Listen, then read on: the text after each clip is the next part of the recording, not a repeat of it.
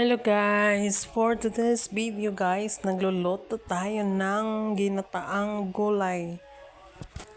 Ginataan na kalabasa, sitaw, at nilagyan natin siya ng deles na pampalasa. At may kunting karne siya guys, para masarap, malinamnam, masarap kumain. Gulay pa lang, ulam na, masustansya pa. Magluluto din kayo ng ganito guys. Ang sarap. Gulay pa lang ulam na. Kahit hindi mo na yan lagyan ng magic sarap. Kung ano-ano. Asin lang ilagay mo dyan. Ayos na. Tsaka malasa na yung guys, dilis.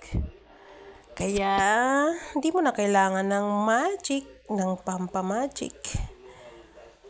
Yan na, luto na guys. Tara na, kainan na.